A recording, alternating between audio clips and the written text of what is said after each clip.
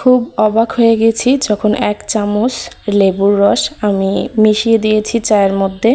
সাথে সাথেই মাশাআল্লাহ অনেক সুন্দর একটা কালার হয়ে গিয়েছে। সকালের নাস্তা বানিয়ে দুপুরে এসে একটু লেবুর শরবত বানিয়ে খেয়ে নিলাম। বিকেলবেলা আবার একটু চা বানিয়ে খেলাম। হ্যালো এভরিওয়ান, আসসালামু আলাইকুম। Welcome back to my new another blog. Mashfiz online blog থেকে মাশফির মম বলতেছি।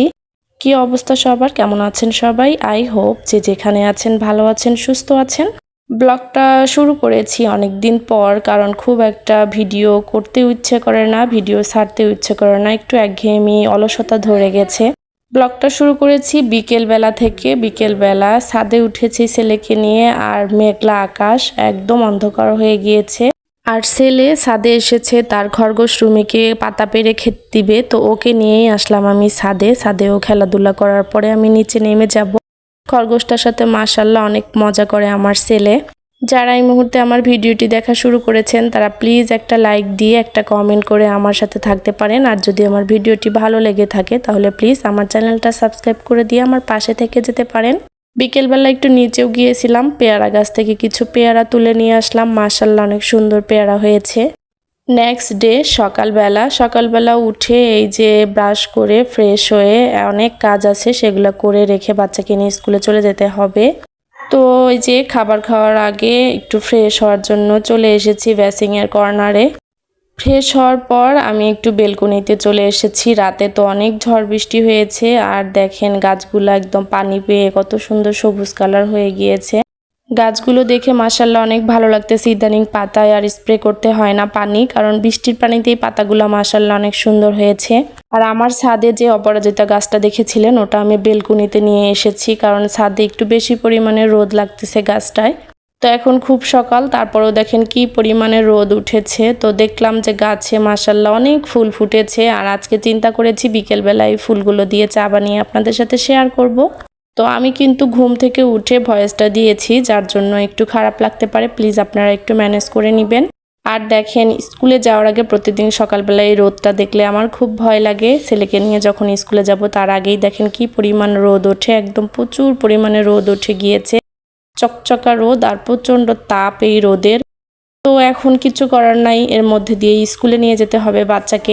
তো বাচ্চাকে স্কুলে নিয়ে যাব। আমি অলরেডি ভাত রান্না করে ফেলেছি, এখন ওর টিফিনটা রেডি করব। ওর টিফিনে আজকে লুচি এবং ডিম পোচ নিয়ে যাবে। তো আমি আটা ময়দা মেখে রেডি করে রেখেছিলাম, এগুলো এখন ছোট ছোট কয়েকটা লুচি বানিয়ে ওকে আমি খাইয়ে স্কুলে নিয়ে যাব।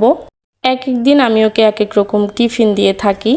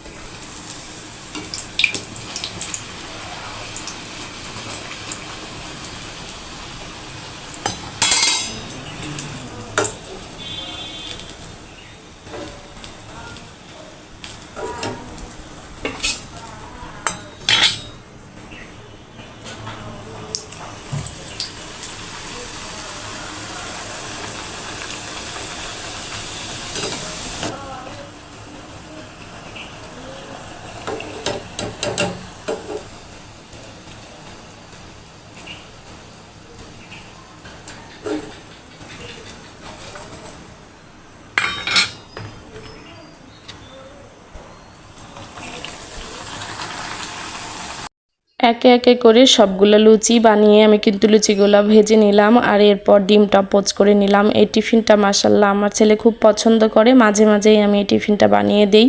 প্রতিদিনই কিন্তু বাসা থেকে টিফিন রেডি করে দিই, আলহামদুলিল্লাহ বাইরের কোনো খাবার খাওয়াই না। আর এখানে আমি মুরগির মাংস বসিয়ে দিয়েছি। তরকারিটা রান্না করে রেখে গেলে স্কুল থেকে এসে খুব সুবিধা হয় আমার।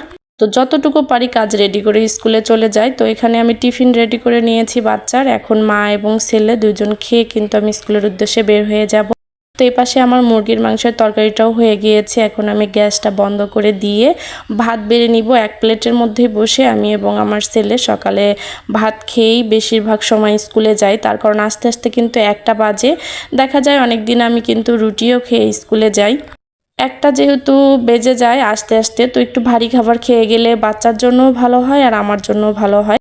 খাওয়া দাওয়া শেষ করে এই যে বের হয়ে গেলাম এখন স্কুলের উদ্দেশ্যে। আমার হাজব্যান্ড একটু আমাকে এগিয়ে দিয়ে তারপরে ও হচ্ছে এসে অফিস শুরু করে দিবে আর আমি স্কুলে চলে যাব।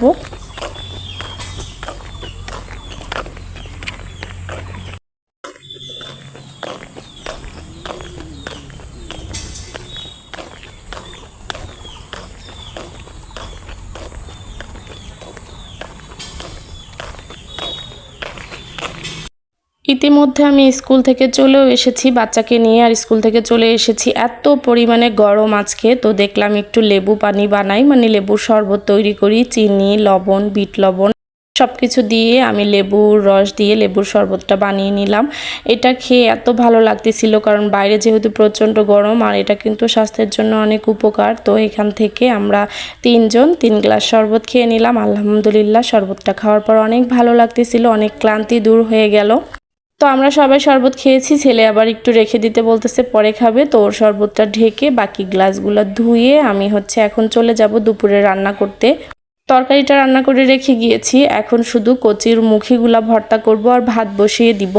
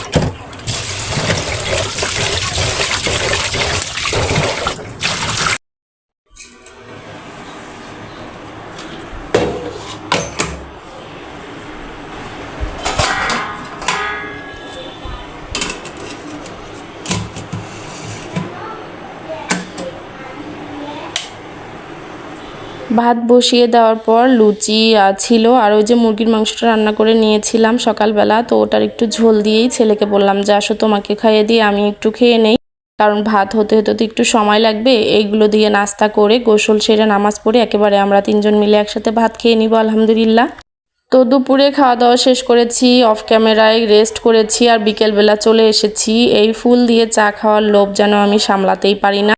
তো আমি প্রথম দিন চা বানিয়েছিলাম অল্প ফুল দিয়ে। আমার অন্য একটা ভিডিওতে আপনারা দেখেছেন, যারা আমার রেগুলার ভিডিওগুলো দেখেন। তো আমাকে একটা ভাইয়া কমেন্ট করে বলেছিল যে সুমি আপু, তুমি হচ্ছে এই চায়ের যখন বানাবা তখন বানানোর পরে চায়ের মধ্যে একটু লেবুর রস দিও, দেখবা চাটা পিঙ্ক কালারের হয়। তো সেটা শুনে আমার এক্সাইটমেন্টটা আরও বেশি বেড়ে গেছে। আমি অপেক্ষায় ছিলাম কবে গাছে বেশি ফুল ফুটবে আর আমি পিঙ্ক কালারের চা বানিয়ে খাবো। তো এখান থেকে আমি কিছু পরিমাণ ফুল উঠিয়ে নিচ্ছি। আমার আগের কিছু ফুল ছিল, সেগুলো উঠিয়ে আমি জমা করে রেখেছিলাম ফ্রিজে। তো এগুলো দিয়ে আজকে চা বানাবো, দেখি কেমন হয়। যারা আজকে প্রথম এবং নতুন আমার চ্যানেলটি ভিজিট করেছেন, আমার ভিডিওর কোনো অংশ যদি আপনাদের কাছে এতটুকু পরিমাণ ভালো লেগে থাকে, তাহলে প্লিজ আমার চ্যানেলটা সাবস্ক্রাইব করে দিয়ে আমার পাশে থেকে যেতে পারেন। আর পাশে থাকা বেল আইকনটি অবশ্যই ক্লিক করে দিবেন, তাহলে সবার আগে নোটিফিকেশন পেয়ে যাবেন। আপনি আপনার সময় এবং সুযোগ মতো আমার ভিডিওটি দেখে নিতে পারবেন, যদি আমার ভিডিও দেখতে আপনার ভালো লাগে। তো এখানে আমি চা বানানোর জন্য পানি বসিয়ে দিলাম, পরিমাণ মতো চিনি দিব আর একটু লবঙ্গ দিব, কারণ আমার মশলার ফ্লেভারটা ভালো লাগে। তো অনেকেই বলেছেন মশলা দিলে ফুলের কালারটা হয় না, কিন্তু আমি মশলা দিয়েই খাই। তো এখানে আমি শুধু লবঙ্গটা দিয়েছিলাম, দিয়ে তারপরে এই যে ফুলগুলা ধুয়ে পানিতে দিলাম। এখন ফোটার পর অলরেডি সুন্দর কালারটা চলে আসবে। আর দেখেন আমি চাটা বানিয়ে নিচ্ছি, আপনারা প্লিজ একটু বলবেন কেমন হয়েছে কমেন্ট করে অবশ্যই। তো দেখেন ফুলগুলা একদম পানিতে সিদ্ধ হয়ে কত সুন্দর কালার চলে এসেছে। তো কিছুক্ষণের মধ্যেই আমার চাটা অলরেডি হয়ে যাবে। এখন অলরেডি আমার চাটা হয়ে গিয়েছে, আর আমি গ্যাসের চুলাটা অফ করে দিয়ে চাটা ছেঁকে নিব। আমি শুধু অপেক্ষায় আছি লেবু দেওয়ার পর কি অবস্থা হয়। তো চাগুলা ছেঁকে নেওয়ার পর যখন আসলেই 1 চামচ লেবুর রস চায়ের মধ্যে দিয়েছি, ম্যাজিক হয়ে গিয়েছে। আপনারা দেখতে পারবেন একটু পরেই 1 চামচ মানে লেবুর রসই চায়ের কালার একদম চেঞ্জ করে দিয়েছে। মাশাআল্লাহ কত ভালো লেগেছে চাটা, খেতেও কিন্তু মাশাআল্লাহ অনেক মজা হয়েছিল। তার কারণ আমি লবঙ্গ দিয়েছিলাম। এই দেখেন এখন লেবুর রস দিচ্ছি। আসলে আমার ট্রের কালারটা নীল হওয়ার জন্য অতটা বোঝা যাচ্ছে না, আমি কিছুক্ষণ পরেই আপনাদের কালারটা দেখিয়ে দিব।